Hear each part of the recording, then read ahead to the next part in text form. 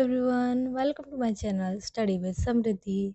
Today we are starting Life Process Part 1 and I will explain each line in a very simple and easy way so that you can understand everything clearly. So let's get started. Life Process. How do we tell the difference between what is alive and what is not alive? आखिर हम कैसे पता लगाएंगे difference उन दो चीज़ों में कि वो अलाइव है या वो अलाइव नहीं है? If we see a dog running or a couching cat or a man shouting loudly on the street, we know that these are living beings. अगर हम किसी कुत्ते को भागता हुआ देखते हैं, किसी गाय को चारा खाता हुआ देखते हैं या किसी आदमी को चिल्लाता हुआ देखते हैं सड़क पे, हम ये जानते हैं कि ये लिविंग बींग्स हैं. What if the dog or the cow or the man were asleep? पर अगर ऐसा होता कि वो इंसान, वो डॉग और वो आदमी सोया हुआ होता, we would still think that they are alive. हम फिर भी सोचते कि वो जिंदा हैं. But how did we know that? पर आखिर हमें कैसे पता चला कि वो जिंदा हैं? We see them breathing and we know that they are alive. हम उन्हें सांस लेता हुआ देखते हैं और हम ये कह देते हैं कि वो जिंदा हैं. What about plants? पर plants का क्या? How do we know that they are alive? आखिर हमें कैसे पता चलेगा कि पौधे जो हैं वो जिंदा हैं? We see them green, some of us will say, but what about the plant that have leaves of color other than green? हम पौधों को हरा देखते हैं तो हम ये कह देते हैं कि ये जिंदा हैं, पर अगर पौधों का कलर हरे से अलग ही होता फिर हम कैसे कह देते कि वो जिंदा हैं? They grow over time, so we know that they are alive. वो एक समय के साथ ग्रो करते हैं जिससे हम ये कह देते हैं कि ये अलाइव हैं. Some will say, in other words, we tend to think of some sort of movement, either growth related or not, as common evidence for living alive. कुछ अदर शब्दों में हम ये कहें कि हम एक शॉर्ट मूवमेंट देखते हैं, या तो वो ग्रोथ से रिलेटेड होता है या वो मूवमेंट से रिलेटेड होता है, तो हम पे ये कॉमन एविडेंस मिल जाता है कि ये चीज़ अलाइव है. But a plant that is not visible growing is still alive. But एक पौधे जिसमें कोई विजिबल ग्रोइंग मूवमेंट नहीं होता फिर भी वो अलाइव होता है. And some animal can breathe without visible movement. और बहुत से जानवर भी ऐसे होते हैं जो बिना किसी विजिबल मूवमेंट के ब्रेथ करते हैं. So using visible movement as the defining characteristic of life is not enough. तो ये एक एविडेंस इनफ नहीं है कि अगर हम किसी चीज़ को सांस लेता हुआ देख रहे हैं तो वही चीज़ अलाइव है. तो ये हम पे एक इनफ कैरेक्टरिस्टिक डिफाइन नहीं करता है लाइफ के ऊपर कि क्या अलाइव है वो या नहीं है. Movement over very small scale will be invisible to the naked eye's movement of molecule. For example, is this invisible molecule movement necessary for life? If we ask this question to professional biologists, they will say yes. Movement एक बहुत ही छोटे scale पर होना invisible ही कहलाता है क्योंकि वो हम अपनी आंखों से नहीं देख पाते हैं. फॉर एग्जाम्पल यहाँ आप ले सकते हैं कोई इनविजिबल मॉलिकुलर मूवमेंट होता है, वो नेसेसरी होता है लाइफ के लिए? एक क्वेश्चन है. तो अगर यही क्वेश्चन हम एक बायोलॉजिस्ट से पूछेंगे तो उनका आंसर ये यस ही होगा. In fact virus do not show any molecular movement in them until they affect some cell. हालांकि आप वायरस को जानते हैं वो कोई मॉलिक्यूलर मूवमेंट शो नहीं करता है, इवन वो इनविजिबल है, वो हमारी बॉडी में रहता है. जब तक वो हमारी बॉडी के कुछ सेलेक्टिव सेल्स को आपने उसमें वायरस मतलब इन्फेक्ट नहीं करता है तो अब तक तो हमें ये भी नहीं पता चलता है कि ये वायरस था. जब वो इफेक्ट करता है हमारी सम सेल्स को तब हमें पता चलता है यहाँ हाँ ये वायरस है. And that is partially why there is a controversy whether it's alive or not alive. तो यही एक बहुत टाइम से कंट्रोवर्सी चली आ रही है इन दो चीज़ों में कि वो अलाइव है क्या वो अलाइव नहीं है.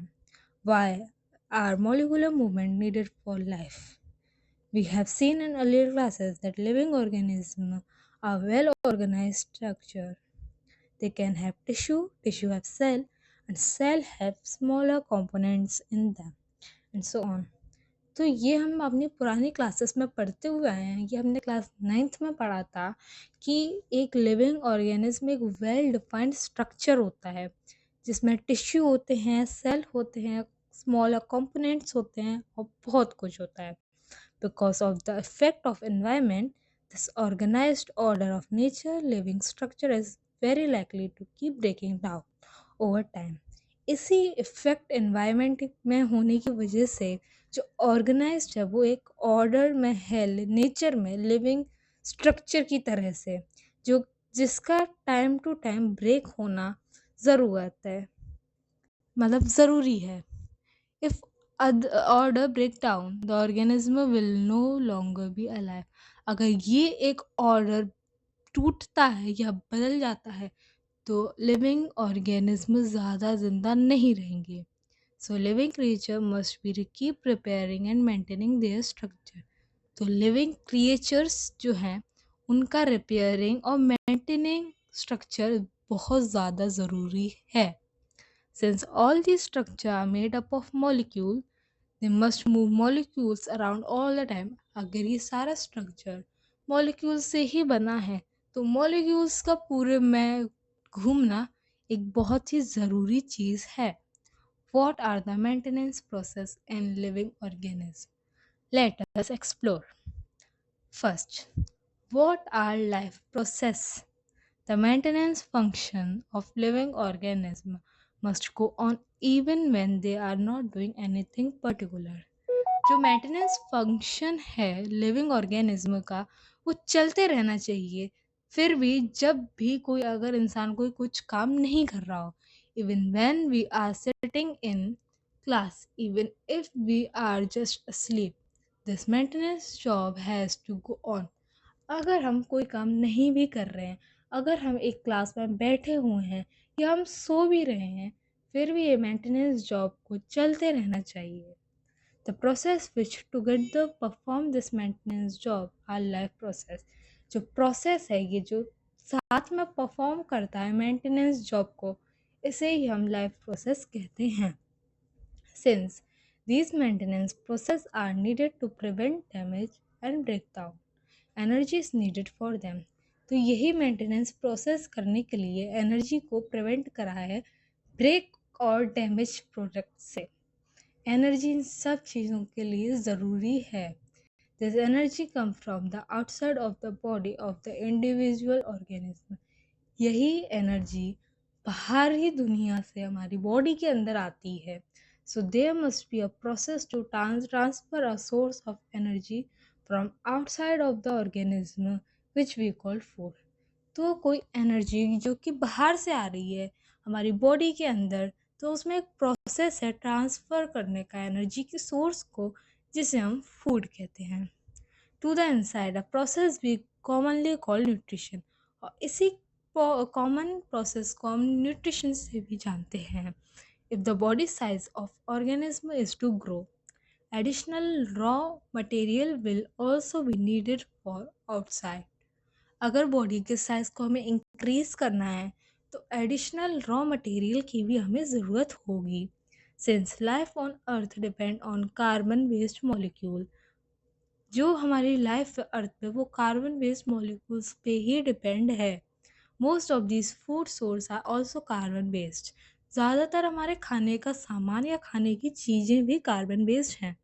Depending on the complexity of these carbon source, different organisms can then use different kinds of nutritional process. तो इसी कार्बन सोर्स की जो कॉम्प्लेक्सिटी है वो डिफरेंट ऑर्गेनिज्म यूज़ करते हैं डिफरेंट न्यूट्रिशनल प्रोसेस के लिए। The outside source of energy could be quite varied since the environment is not under the control of individual organism. जो आउटसाइड सोर्स है एनर्जी की वो बहुत सारी है, सिंस एनवायरनमेंट किसी के अंडर कंट्रोल में नहीं है इंडिविजुअल ऑर्गेनिज्म के बीच। The source of energy therefore needed to broken down और built up in the body.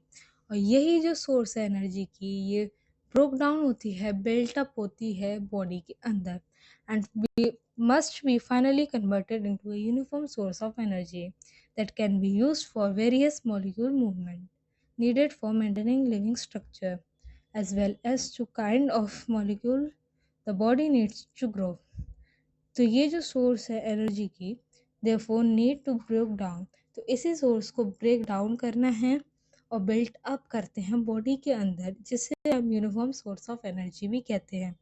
इसका इस्तेमाल ज़्यादातर होता है ज़्यादातर वहाँ होता है मॉलिक्यूलर मूवमेंट के लिए, मेंटेनिंग करने के लिए living structure as well as molecule of the body need to grow, और इसी की मदद से बॉडी ग्रो भी करती है। For this a series of chemical reaction in the body are necessary. तो इसके लिए एक सीरीज है केमिकल रिएक्शन की, जो कि बॉडी के अंदर नेसेसरी है। Oxidizing, reducing reaction are some of the most common chemical means to break down molecules. Oxidizing, reducing ये common chemical means हैं break down molecules करने के लिए.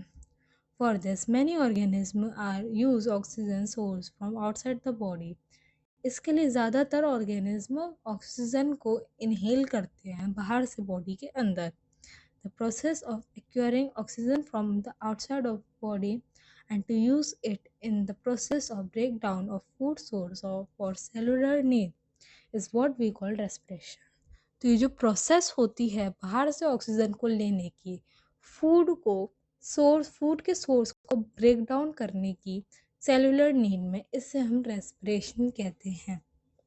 In the case of single-celled organism, no specific organs for taking in food, exchange of gases or removal of waste may be needed because the entire surface of the organism is in the contact with the environment. इस case में single celled organism का कोई specific organ task नहीं होता food के में, exchange gases में या रिमूवल ऑफ वेस्ट में इसकी कोई नीड नहीं होती. But what happened when the body size of the organism increased and body design became more complex? पर इसका क्या, अगर बॉडी का साइज ग्रो करेगा या ऑर्गेनिज्म इंक्रीज करेगा तो वो बहुत ज़्यादा कॉम्प्लेक्स होगा. In multicellular organism, all the cell may not be direct contact with the surrounding environment. The simple diffusion will not meet the requirement of the cell. Multi cellular organism में जो cell है वो direct contact में नहीं आएगा surrounding के. Simple diffusion will not meet the requirement of the cell. इसमें एक सिंपल डिफ्यूजन की रिक्वायरमेंट नहीं होगी. We have seen previously how in multicellular organism various body parts have specialized in function they perform. हमने अपनी पिछली classes में पढ़ा है कि कैसे मल्टी सेलुलर ऑर्गेनिज्म वेरियस करता है बॉडी पार्ट्स को एक स्पेशल फंक्शन परफॉर्म करने के लिए. We are familiar with the idea of the specialised tissues. हम इन टिश्यूज से फेमिलियर हैं. पहले चैप्टर्स में हमने ये पढ़ा है, पहले क्लासेस में हमने इसके बारे में पढ़ा है.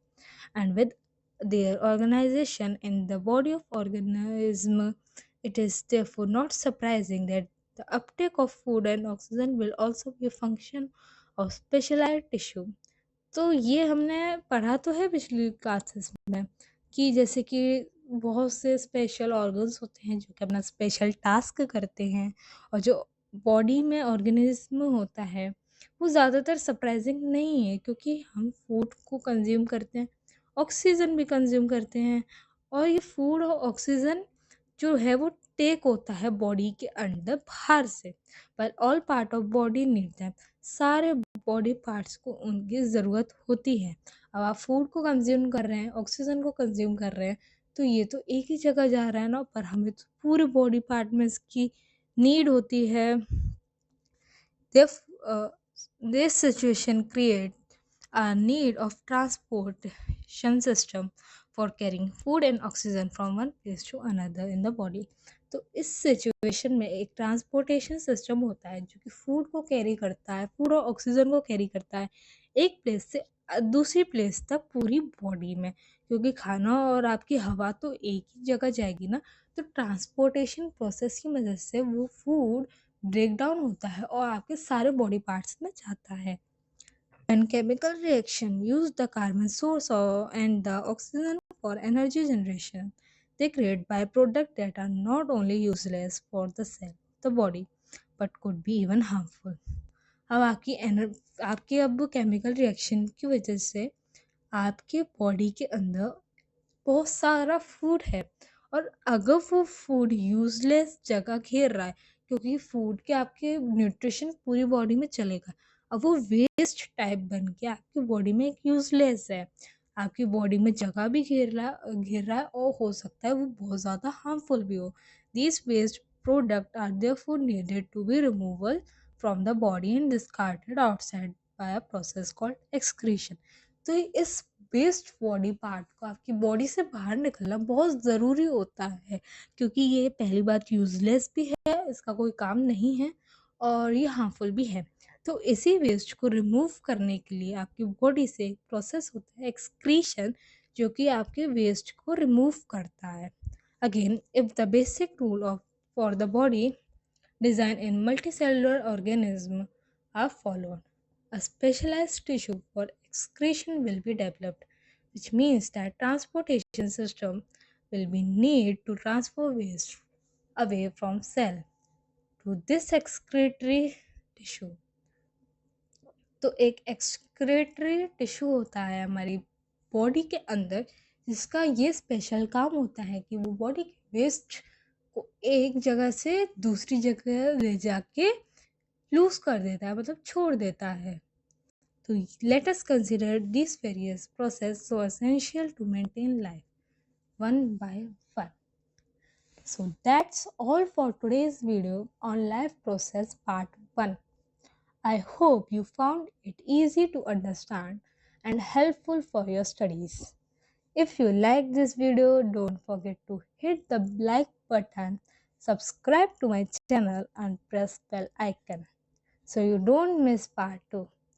Thank you so much for watching and I will see you in the next video. Bye.